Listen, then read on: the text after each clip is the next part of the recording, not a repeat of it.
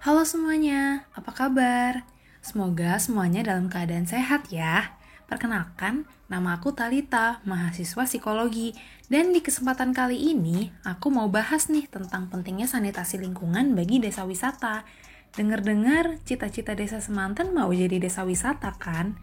Nah, makanya aku mau bahas nih tentang salah satu hal yang penting banget buat menunjang kegiatan desa wisata. Dan kali ini, aku juga akan bahas tentang konsep 5S. Ada yang tahu nggak konsep 5S itu apa? Ada yang udah pernah dengar?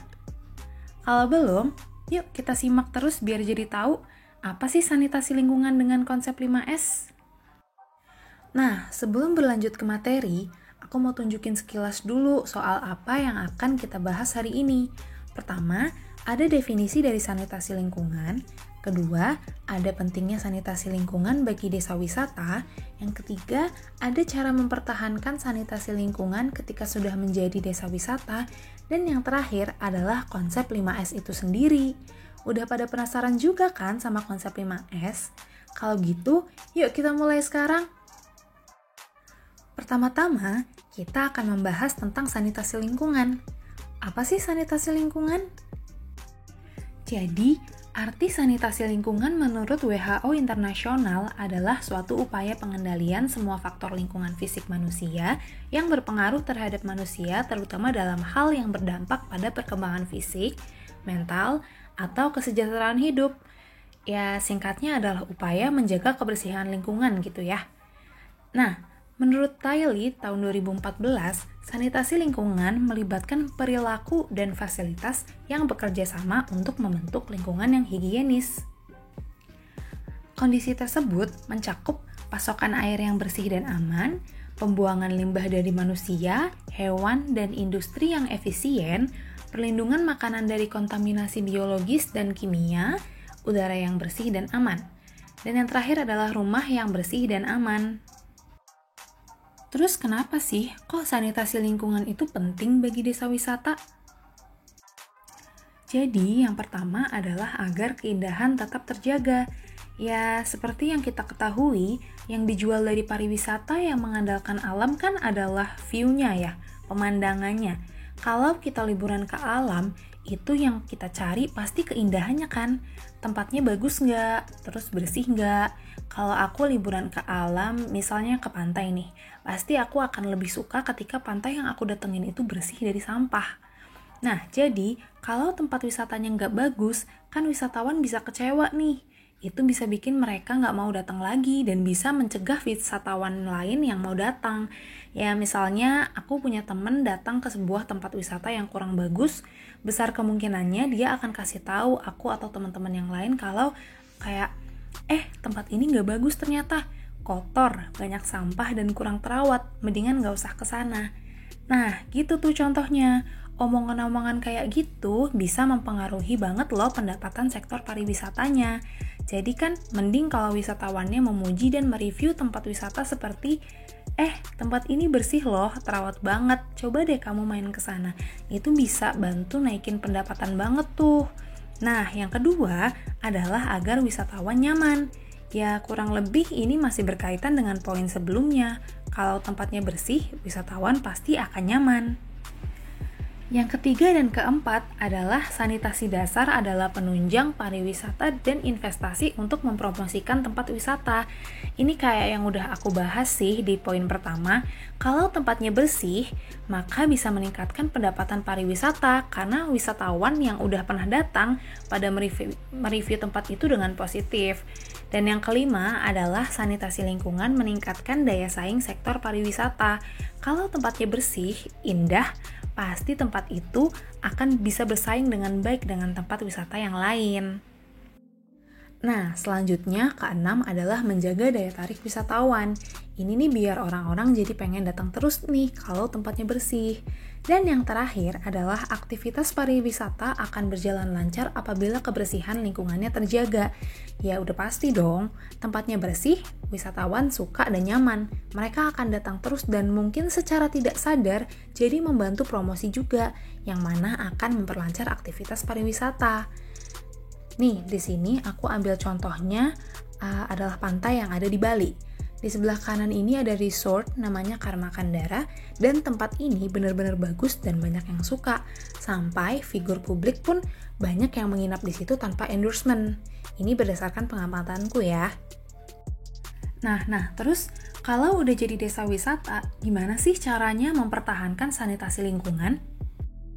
Yang pertama, membuat jadwal rutin untuk melakukan maintenance atau perawatan. Ini harus ya, semuanya itu harus dirawat, peralatannya, dan lain-lain. Kalau nggak dirawat, bisa-bisa memperpendek umur alat-alat itu. Dan perawatannya gimana sih? Yang paling mudah untuk dilakukan adalah dibersihin, jadi harus rutin dibersihin ya. Nah, yang kedua adalah membersihkan lingkungan wisata setiap hari. Ini harus banget. Jangan pernah nunda-nunda membersihkan lingkungan karena itu akan merusak keindahan, apalagi kalau sampah sampai numpuk. Itu nggak banget, poin minus. Yang ketiga adalah membuang sampah pada tempatnya. Ini nggak cuma untuk orang-orang yang bertanggung jawab atas tempat wisata ya, tapi pengunjungnya juga. Banyakin peringatan-peringatan untuk membuang sampah pada tempatnya untuk meningkatkan kesadaran para wisatawan. Kemudian yang terakhir adalah memisahkan tempat sampah antara sampah organik dan anorganik. Misalnya kayak sampah basah, sampah kering gitu ya. Ini juga penting nih, biar sampahnya terorganisasi, nggak numpuk jadi satu. Nah, akhirnya kita sampai juga nih di pembahasan 5S. Udah pada penasaran kan, apa sih 5S itu? Jadi, 5S adalah sebuah konsep yang dipopulerkan oleh Jepang yang dirancang untuk mengatur tempat kerja, untuk menjaganya tetap bersih, dan untuk mempertahankan kondisi yang efektif dan standar. 5S ini dibutuhkan kalau tempat kerja berantakan dan tidak teratur. Oke, jadi konsep ini tadi dari Jepang ya asalnya. Dan banyak banget loh yang pakai konsep ini untuk menjaga sanitasi lingkungan, khususnya di tempat kerja. Konsep 5S ini pertama kali dipakai sama perusahaan Toyota. Ya, semuanya pasti udah tahu ya Toyota. Dan, 5S itu ada kepanjangannya. Kita bahas satu-satu ya. Oke, S yang pertama adalah seiri atau bahasa Inggrisnya adalah sort. Artinya memilah. Seiri ini adalah kegiatan memilah barang yang diperlukan dan yang tidak diperlukan. Nah, yang udah nggak diperlukan lagi dibuang. Terus manfaatnya apa sih dari seiri ini? Jadi, manfaatnya adalah yang pertama, memotong waktu yang dipakai untuk mencari-cari barang yang dibutuhkan. Hal ini dikarenakan barangnya kan tadi udah dipilah-pilah dulu sebelumnya, jadinya kan pasti lebih ringkas. Terus yang kedua, tidak menumpuk barang. Dan yang ketiga adalah alur bekerja semakin baik. Kenapa kok makin baik? Karena jadi efisien. Waktu yang dibutuhkan untuk mencari barang kan juga berkurang. Jadi alokasi waktunya bisa digunakan untuk mengerjakan yang lain. Terus, S yang kedua adalah Seiton, atau bahasa Inggrisnya adalah set in order. Seiton ini artinya tempat untuk semua dan semua pada tempatnya. Seiton ini dilakukan agar mudah untuk mencari barang. Contoh dari Seiton adalah mengambil barang dari tempatnya dan dikembalikan lagi ke tempat semulanya. Aku juga biasanya menerapkan Seiton ini di rumah. Misalnya, taruh kunci di rak dekat pintu, jadi kalau mau cari kunci ya langsung aja ke rak dekat pintu. Terus, manfaat dari Seiton ini adalah meminimalisir kesalahan dalam bekerja, mengurangi waktu pencarian barang. Nah, kenapa sih kok bisa berkurang? Karena kan tadi kita udah hafal ya letak barangnya di mana. Terus yang ketiga adalah lingkungan kerja menjadi lebih aman, dan yang terakhir adalah alur kerja semakin baik. S yang ketiga adalah seiso, dan bahasa Inggrisnya adalah shine. Artinya adalah membersihkan dan mempertahankan kebersihan. Manfaatnya adalah menciptakan lingkungan yang menyenangkan dan mencegah terjadinya kecelakaan. Kalau bersih, kecelakaan yang akan terjadi juga akan terminimalisir. Nah, terus S yang keempat adalah seiketsu atau standardized dalam bahasa Inggris. Artinya adalah konsisten pada 3S yang sebelumnya tadi, yang seiri, seiton, dan seiso. Nah, manfaat dari seiketsu ini adalah aktivitas kerja menjadi lebih sederhana, konsisten dalam praktek, menghindari kesalahan, dan lingkungan indah membuat pekerjaan semakin efisien.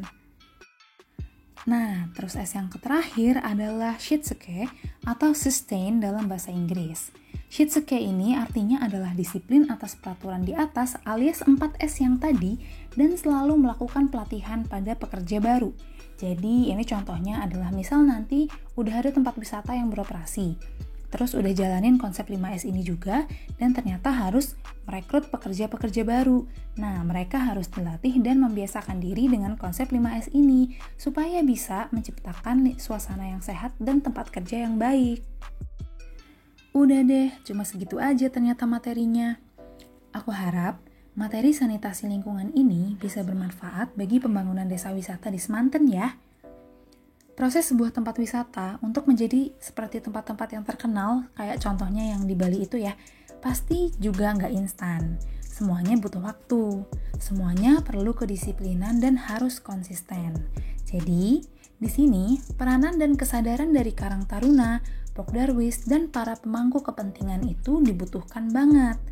Oleh karena itu, semoga video ini bisa bermanfaat dan bisa meningkatkan kesadaran para warga, khususnya para kelompok sadar wisata tentang pentingnya sanitasi lingkungan bagi desa wisata. Aku mengucapkan terima kasih banyak atas perhatiannya selama video ini berlangsung dan sampai jumpa di lain kesempatan. Tetap jaga kesehatan diri ya semuanya.